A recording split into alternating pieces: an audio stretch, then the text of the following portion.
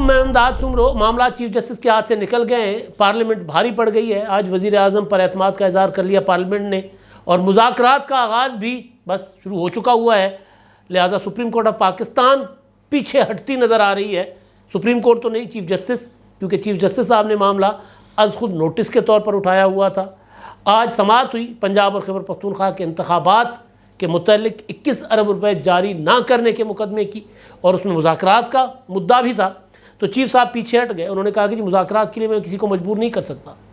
लेकिन आज जो दिलचस्प सूरत हाल बनी अदालत में वो ये थी कि चीफ जस्टिस साहब उनकी सरबराही में जो बेंच ने समाअत की उसमें जस्टिस एजाजुल हसन साहब और जस्टिस मुनीब अख्तर साहब भी थे। तो बोले सिर्फ चीफ जस्टिस साहब, जस्टिस एजाजुल हसन और जस्टिस मुनीब अख्तर साहब खामोश रहे। वो जज साहिबान जो वज़ीर आज़म को घर भेजने की बातें कर रहे थे, जिन्होंने रिमार्क्स दिए थे, जिन्होंने फैसले में लिखा था कि हुकूमतूली के नताइज बड़े ख़तरनाक होंगे और वज़ीर आज़म के पास एतमाद नहीं रहा और एतमाद ना रहे तो उसके नताइज आपको पता होने चाहिए कि क्या होते। ये जस्टिस मुनीब अख्तर साहब ने कहा था कि जी जो 21 अरब रुपए की जो समरी है या वो जो बिल है वो अगर कौमी असम्बली ने मुस्तरद कर दिया है तो इसका मतलब है कि कौमी असम्बली ने वज़ीर आज़म पर एतमाद का इजहार नहीं किया। ये मतलब ये नतीजा निकाला गया। तो आज इस तरह की कोई बात नहीं हुई। कल से, परसों से, बल्कि ईद की छुट्टियों से ही लग रहा था कि मामला चीफ जस्टिस साहब के हाथ से सुरगते जा रहे हैं तेज़ी के साथ, क्योंकि मामला सियासी है। और मैं तो अपने हर व्लॉग में ये गुजारिश कर रहा हूँ कि अगर लड़ाई सियासी तरीके से लड़ी जाएगी तो फिर जीत सियासतदानों की होगी, फिर जीत पार्लियामेंट की होगी। फिर ये नहीं हो सकता कि इस लड़ाई में चीफ जस्टिस साहब जीते, क्योंकि चीफ जस्टिस साहब अपनी सुप्रीम कोर्ट के अंदर भी मुतनाज़ा हैं। मसला ये है, आज एक तरफ समाअत हुई, समाअत के बाद एक तरफ समाअत हो रही थी और दूसरी तरफ ज़ोराना चल रहा था वज़ीर आज़म हाउस में, और वज़ीर आज़म हाउस के ज़ोराने में वज़ीर आज़म पर एतमाद का इज़हार किया जा रहा था। और उसके बाद कौमी असम्बली का इजलास हुआ, तो कौमी असम्बली के इजलास में वज़ीर आज़म पर 180 अरकान ने एतमाद का इजहार कर दिया। एतमाद का जो अपना वो था, तहरीक थी, करारदाद थी, वो बिलावल भुट्टो जरदारी साहब ने पेश की। तो अब क्या ये मुमकिन है कि चीफ जस्टिस साहब भी अपने अदालत का फुल कोर्ट, सुप्रीम कोर्ट का बुला लें और वहाँ पर अपने ऊपर एतमाद का इजहार करवा लें जज साहिबान से? नज़र नहीं आ रहा कैसा होगा। अगर चीफ जस्टिस साहब का जो अदालत है उनकी, जो सुप्रीम कोर्ट है पूरी की पूरी, यानी 15 के 15 जज साहिबान अगर उन पर एतमाद का इजहार करते, अगर चीफ जस्टिस साहब को यकीन होता कि जी मेरे साथ मेरे सारे जज साहिबान आइन और कानून की हुक्मरानी के लिए मेरे साथ खड़े हैं, यानी वो ये समझ रहे हैं ना कि मैं आइन और कानून की हुक्मरानी की लड़ाई लड़ रहा हूँ, हालांकि लड़ाई तो सियासी है। तो फिर अगर ये सियासी लड़ाई है तो सियासी लड़ाई को सियासी अंदाज से लड़ना चाहिए, सियासी तरीके से लड़ना चाहिए, जिस तरह हुकूमत लड़ रही है। क्योंकि सियासी लड़ाई अगर अदालत से लड़ी जाएगी तो हुकूमत तो सियासत करेगी, तो फिर अदालत क्या करेगी? अदालत के फिर पास महदूद होते हैं, यानी चीफ जस्टिस साहब के पास जो ऑप्शन है वो महदूद हैं।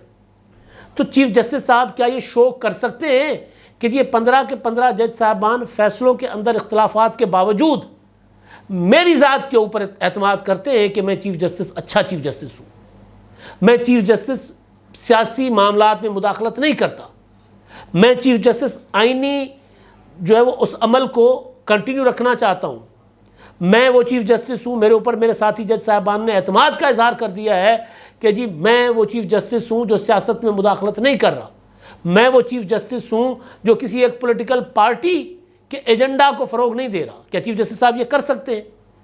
वज़ीर आज़म साहब ने तो कर के दिखाया। इत्तेहादियों ने बता दिया कि जनाब आप अगर कहते हैं अदालत के अंदर बैठ करके वज़ीर आज़म के पास एतमाद नहीं है पार्लियामेंट का, कौमी असम्बली का, तो ये लें जी एतमाद, 180 अरकान आ गए। एक तो पिछले दिनों मुफ्ती शकूर साहब तो हादसे में फौत हो गए।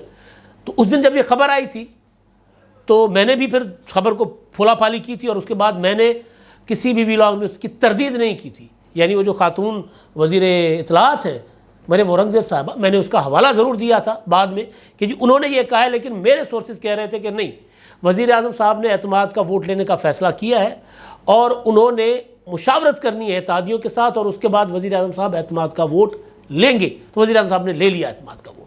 एतमाद का वोट और पार्लियामेंट की कहानी, उस पर मैं अगले व्लॉग में बात करूंगा। अभी मामला है मुज़ाकरात का, अभी मामला है आज की समाज का, और आज की समाज ऐसे क्यों हो गई।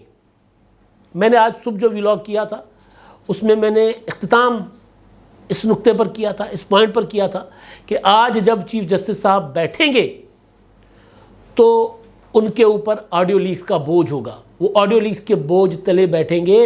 और मैंने ये भी गुजारिश की थी कि कहा जा रहा है कि कुछ ऑडियोज़ और वीडियोज़ मज़ीद भी हैं।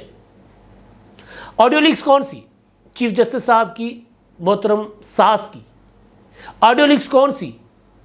साकिब निसार साहब की ख्वाजा तारिक रहीम के साथ। ख्वाजा तारिक रहीम साहब कौन? जिनकी गुफ्तगू हो रही है चीफ जस्टिस साहब की जिनकी अहलिया की गुफ्तगू हो रही है चीफ जस्टिस साहब की सास के साथ, जिनको चीफ जस्टिस की सास ये कहती हैं कि राफिया तुम ना उमर के साथ रहो। मैंने नवीन उमर साहबा, चीफ जस्टिस साहब की अहलिया, मैंने उनको भी कहा है कि आपने उमर के साथ ही रहना है। मैंने ईमान यानी चीफ जस्टिस साहब की बेटी, मैंने उनको भी कहा है कि अपने बाप को अकेला नहीं छोड़ना, उसके साथ ही रहना है, यानी कहीं माइंड चेंज ना हो जाए।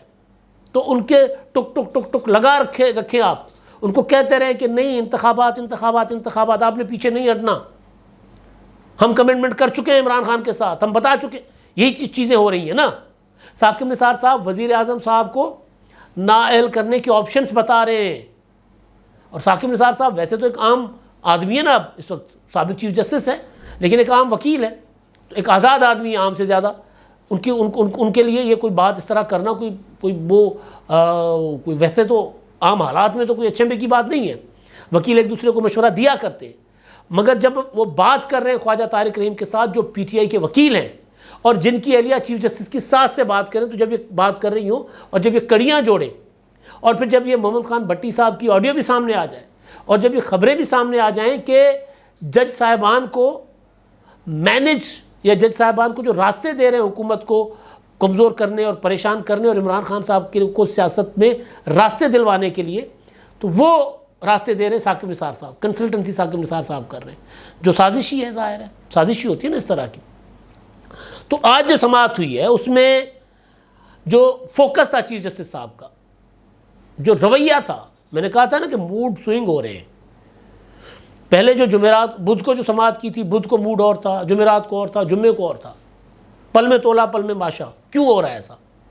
जो आइन और कानून की हुक्मरानी की बात करते हैं फिर वो जिरगे और पंचायतें नहीं बिठाया करते, फिर वो तजवीज़ें नहीं देते, वो फिर जज होता है, जज कहता है कि भाई ये है आइन कहता, मैंने ना इससे एक सूतर इधर जाना है ना एक इंच इधर जाना है, मैंने इसी के ऊपर खड़े रहना है, ये मेरा ऑर्डर है और इस ऑर्डर पर अमल दरामद करें, तब बात बनती है। मगर अगर एक सियासी जमात जो ज़मान पार्क के कमरे से, जो बनी गाला से और पूरी कौमी कैनवस से, उसके कायद जो हैं वो ज़मान पार्क के कमरे और ज़मान पार्क के कमरे से भी एक बाल्टी के अंदर बंद हो गए हैं, तो उनको रास्ता दिलवाना है, नज़र आ रहा है उनको रास्ता दिलवाना है कि जी मुज़ाकरात करो, इसके साथ मुज़ाकरात करो वरना मैं हुक्म जारी करूँगा। ये कहते रहे चीफ जस्टिस साहब।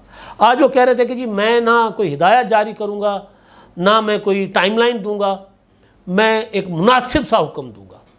अब हुक्म हो सकता है अभी जब मेरे व्लॉग आप तक पहुँचे तो हो सकता है हुक्म आ चुका हो, या हो सकता है हुक्म ही ना आया हो। अकेले बोले हैं चीफ जस्टिस साहब।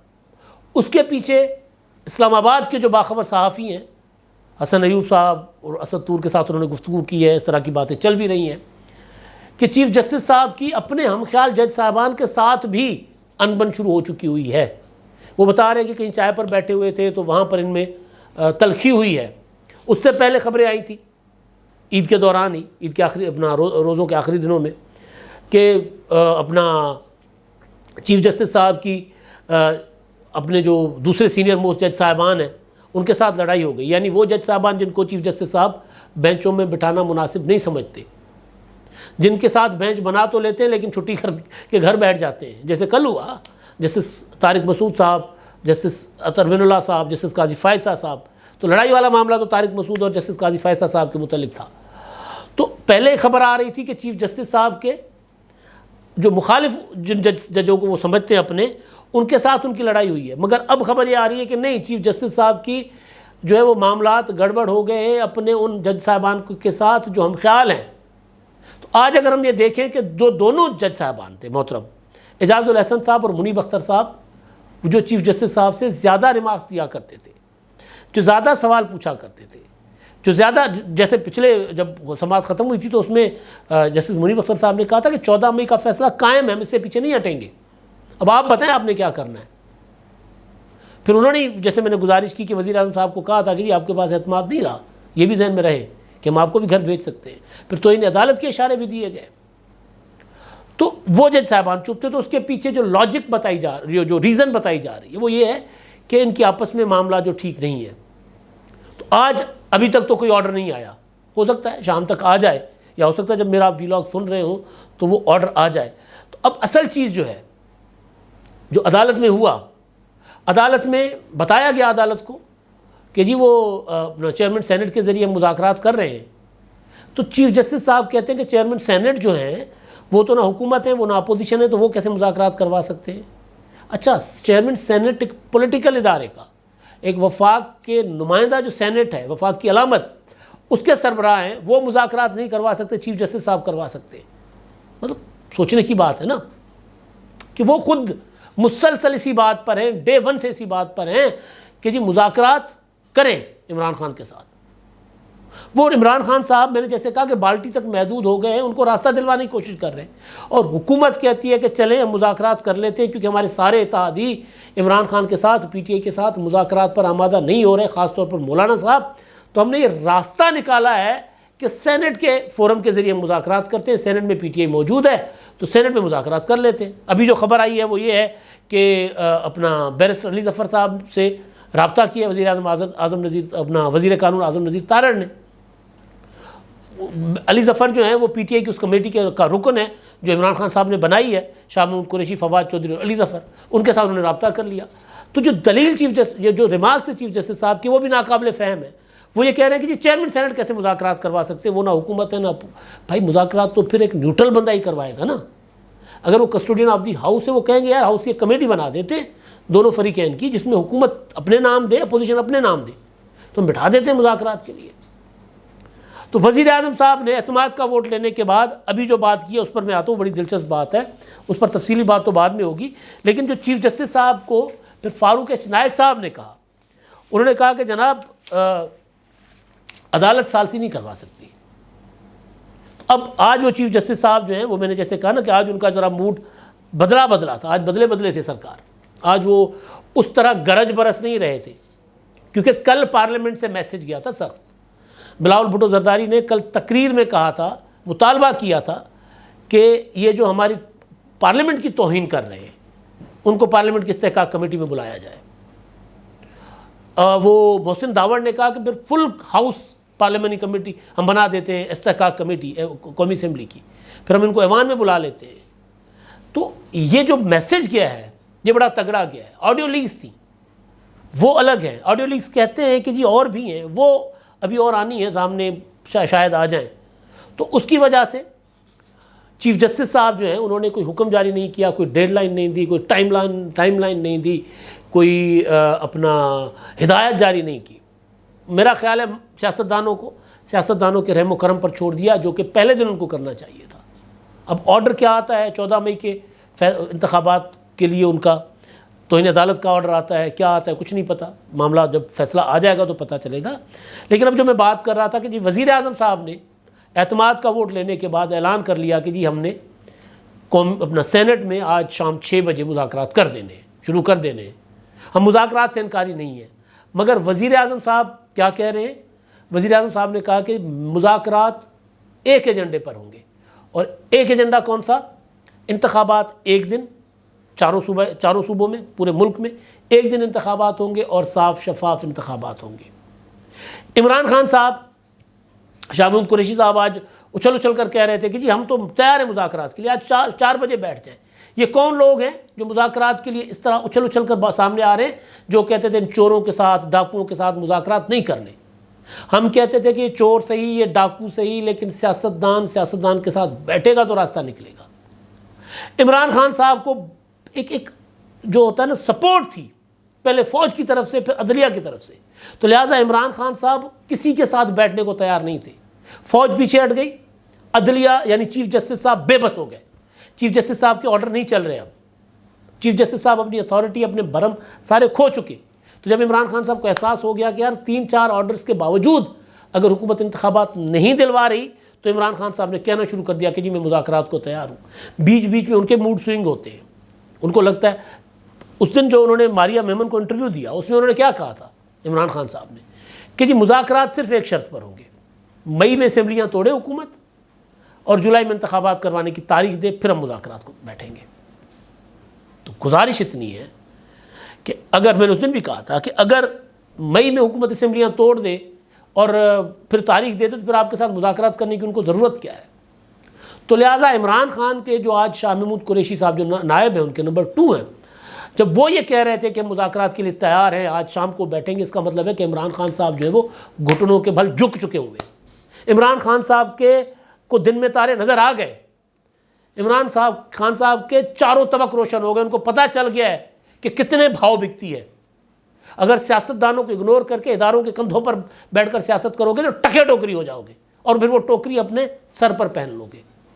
तो आज जो कुछ हुआ है उसमें नज़र आ रहा है कि इमरान खान साहब या उनको सपोर्ट करने वाले चीफ जस्टिस साहब या उनके साथी जज साहिबान, वो अपने लिए भी नुकसान कर बैठे हुए हैं, इमरान खान साहब के लिए भी नुकसान कर बैठे हुए हैं। और वो जो जुमला मैं शुरू से कहता रहा हूँ वो ये कि इसमें जीत पार्लियामेंट की होगी।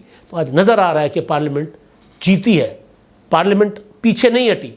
पार्लियामेंट से गया सख्त मैसेज जो स्पीकर के ख़त की शक्ल में चीफ जस्टिस को गया, उस मैसेज को सुप्रीम कोर्ट ने संजीदा पैगाम समझा है। तो आज ये कुछ हुआ है और इमरान खान साहब को मेरा ख्याल है कन्वे कर लिया गया है। सराइकी में कहते हैं ना, अपनी घोड़ते नशा थी वही। ये पैगाम इमरान खान साहब को दे दिया गया है कि अब आपको करके खाना पड़ेगा। अब ये नहीं हो सकता कि पहलवान हम आपको गिरा कर दें और आप हाथ खड़े करके जीत का ऐलान करें और आपको तमगा दिया जाए। ये नहीं होगा। अब आपको मैदान में दूसरे पहलवानों के साथ लड़ना पड़ेगा। इदारे आपके काम नहीं आ सकते। आज का दिन तो ये बता रहा है। अब तक के लिए इतना ही। अल्लाह हाफिज़।